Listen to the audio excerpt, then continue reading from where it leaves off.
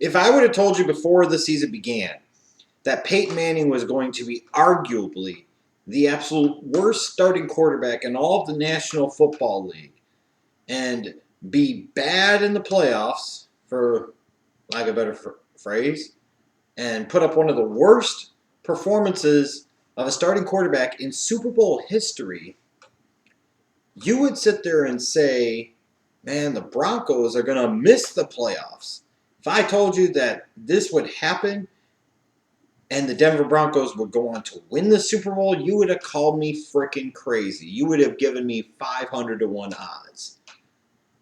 It's just amazing how this all broke down. And when we talk about the Denver Broncos, at the end of the day, they got that Lombardi trophy. Sons of bitches got it done. And hats off to them and congratulations. Because that's all that matters. You're either the champion or you're not. And for the 2015 NFL season and for Super Bowl 50, the Denver Broncos were the best. They're hoisting the Lombardi trophy. They got the trophy that says they were the best. And it's really, again, just that simple. And again, hats off to them. Nobody can ever take it away from them. You know, they took advantage of situations and opportunities, and they rode that elite defense all year long, and they managed to get the job done. You know, and like I said again, for as much as the media wanted to pump up this great narrative about Peyton Manning and talk about how glorious it was that he would ride off into the sunset with one last potential shot at a championship and maybe finally get that second Super Bowl ring, I saw an arrogant, egotistical son of a bitch who wanted to make it all about himself yet again, who played backstage politics that Triple H would be proud of in order to get his spot back over Brock Osweiler, who had his ass carried, flat out carried by basically everybody on that team. You know, and when you look at it in the grand scheme of things, you know, I look at what was done in the playoffs, and in particular in the Super Bowl, and I say Brock Osweiler could have done that. And he could have. And probably done more. And certainly would have been better. I mean, it's funny to me that this was an organization that went with the inferior quarterback, not the better quarterback or superior quarterback, the inferior quarterback, who happens to be one of the greatest to ever play the game, and a for sure first ballot Hall of Famer as much as anybody else ever has been. And he was the inferior quarterback on the team, and this team still found a way to win the freaking Super Bowl. It was like at some point in time as the season progressed, and I'm looking at this team, and I'm like, I didn't want to say it, and you'll know why, because I don't like Peyton Manning from the sense of the way media has treated him over the years and how many excuses are made for him and how the narratives are already always cultivated for him. But I knew that defense was good enough to win a Super Bowl. And if Peyton Manning didn't screw it up too bad, you know, they could potentially get it done. Because the AFC wasn't strong. But you know, the Denver Broncos had a combination of good decisions that they made and some good breaks go their way. You know, firing John Fox and bringing in Gary Kubiak sure as hell looks like a great decision now, but the really, truly great decision was hiring Wade Phillips off the streets to come in and be the defensive coordinator. Change his defense up and instill his ways.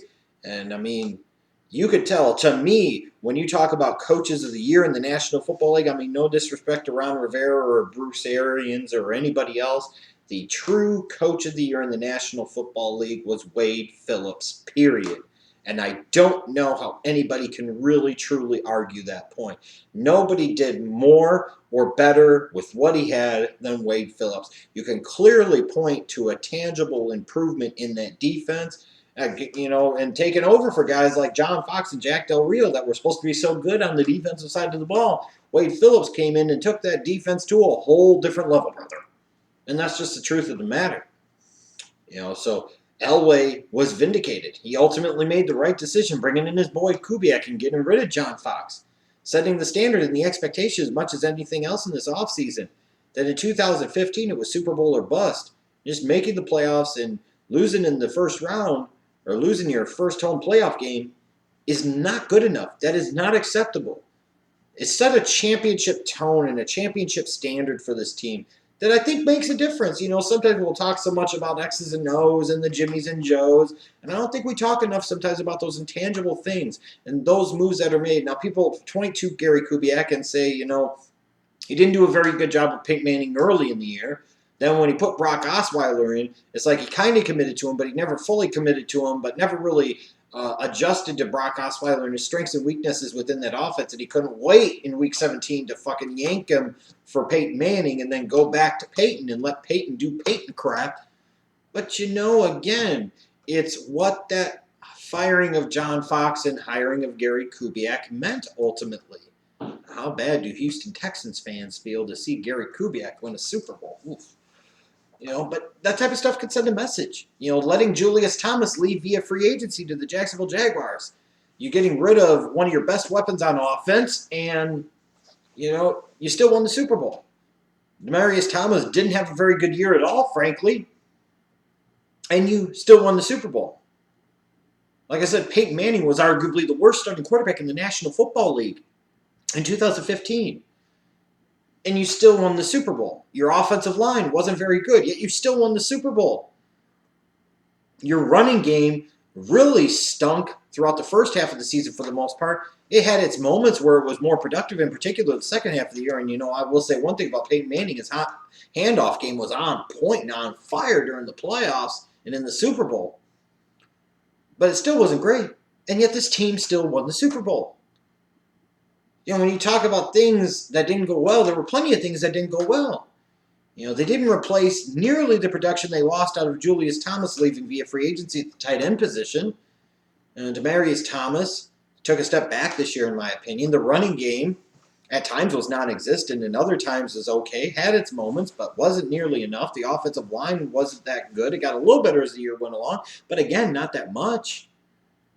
And you just sit there and you're like, man, what happened? This team, I feel, in some ways, caught a lot of good breaks and had a lot of good fortune become it.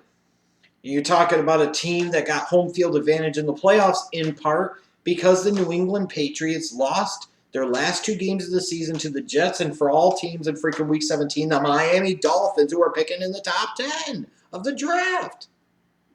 So they benefit there. Then in the divisional round, they're playing at home. They get the Pittsburgh Steelers with an injured Big Ben, no Le'Veon Bell, not even a D'Angelo Williams. You're playing with Fitzgerald Toussaint, and no Antonio Brown, mind you. And you still almost lost to the Pittsburgh Steelers. If it wasn't for a late forced fumble, the Broncos might have been done at that point, and maybe they should have been. And then you get to the AFC Championship game against the New England Patriots. And even though Von Miller and DeMarcus Ware are dominating and they're just getting all types of pass rush on an overwhelmed Patriots offensive line and, frankly, an overwhelmed Patriots offensive coaching staff for their ridiculous failures to adjust, the fact of the matter is Peyton Manning was still bad in that game. The Patriots themselves were bad in the sense of some of the strategic decisions they made, like early on. Peyton can't throw the ball more than 10 yards. Why the hell are you playing 10 yards off the wide receiver? You're stupid. And then later on in the game, in the fourth quarter, you can really point to coaching as a direct correlation to the team losing. You're in field goal position multiple times in the fourth quarter, and you try to go for it both times, and you don't get it. So then when you score that touchdown late in the game, that beautiful fourth down play where Gronk just fucking gronked people, that's a touchdown that should have won it. And instead you're still having to go for two to tie the game, and of course you don't convert there. Again, it felt like the Broncos were getting by the skin of their teeth. And then again, we get to Super Bowl 50. And that Broncos offense, for the most part, was not very good. And let's be honest, they stunk. But then here come the Carolina Panthers with all this momentum and all this juice behind them and all these expectations with the MVP of the league and their own really good defense.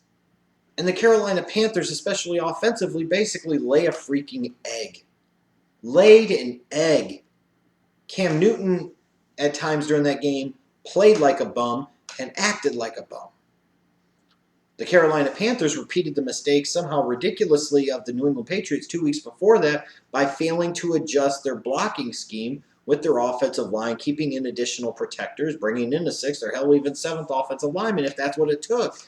Failing to get Cam on the move early and often, trying to slow down those edge rushers, the two guys that could actually beat you for the Denver Broncos, and the freaking Panthers let them do it. And even when you look at it from the game standpoint, I mean, Coney Ealy, we talk about Von Miller and DeMarcus Ware. Man, Coney Ealy was just as good as anybody on the damn field in that game. He was incredible. 3 sacks, the interception? I mean, you're asking Peyton Manning to be in a position where he's supposed to be a game manager, and he still turns the ball over twice. And not to mention, if you remember that first drive early in the game that led to a Denver field goal, that was probably the best drive Peyton Manning had all game long, was the first one. He blew his wad right away. Even there, second and goal, I think it was, McBride on that out pattern that just floated like a duck. That's got to be a pick six. And there were several other throws like that should have been picked. Josh Norman had one hit him in the hands in the worst place to hit a defensive back. You want to get franchised. You want to make big fucking money. Catch that goddamn football in the biggest game of the damn year. So plenty of blown opportunities by the Steelers defense. And then the Patriots defense. And then here again the Carolina Panthers defense. And yet the Broncos still found a way to get the job done. It's incredible because, I mean, no disrespect to the Broncos organization or their fan base, because the fact is you got the Lombardi Trophy and 31 other teams in the NFL wish they had gotten it regardless of how they got it. But the fact of the matter is this team had a great defense and that was it. Their offense stunk. And really, this team had no business, in theory, winning Super Bowl 50. They just didn't. They shouldn't even have been there. They shouldn't even have made it to the AFC Championship game. But sometimes, things just go your way. You play your style, you play your way, and let other teams screw up, and let other teams fall apart, and let other teams make the mistakes. And as much as any year that I can remember in some time, that describes perfectly the playoff run for the Denver Broncos in 2015. You let the Steelers ultimately implode and beat themselves. You let the Patriots ultimately implode and beat themselves. And come the Super Bowl, sure, you did things especially defensively to help it along, but at the end of the day, you allow the Carolina Panthers to ultimately implode and beat themselves. So now when you look at it, the pressure will be on for this organization. It's time to defend this Super Bowl championship. And what do? What are the priorities? First, you got to move on from Peyton Manning. Nah, don't even entertain it. Whether he retires or not, you can't bring him back. Then you got to make sure, as much as anything else, you re-sign Von Miller. Franchise tag, long-term, you got to bring him back. You can't let the Super Bowl MVP walk, and I highly doubt they'll let that happen. Then you got to figure out what you're going to do with Brock Osweiler. Probably re-sign him. Will it be a long-term deal? I don't know. But they've got to keep him. Because otherwise, if you have Peyton walk and then Osweiler walks as well, are you going to go to Trevor Siemian? They're not really in a position in the draft picking 31st to be able to just go get a guy that could be a potential franchise quarterback.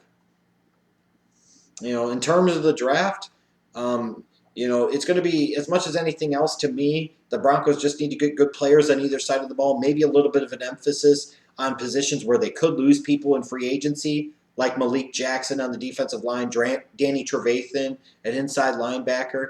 They could use, I think, definite upgrades at running back. They could use upgrades on that offensive line. They could most certainly use an upgrade at tight end. I think defensively, they could use some more depth on the defensive line, in particular at end, and they could use some better talent, frankly, in my opinion, at the safety position. But, at the end of the day, the Denver Broncos got it done. My hat's off to them. Peyton Manning go right off into the fucking sunset and get the hell out of here. There comes a moment not too soon for me. But, congratulations to everybody involved with the Denver Broncos. Regardless of what myself or anybody says, at the end of the day, you won. You're the Super Bowl champions. And hats off to you, because nobody, and I mean nobody, even loudmouth jackasses like me, can ever take that away from you.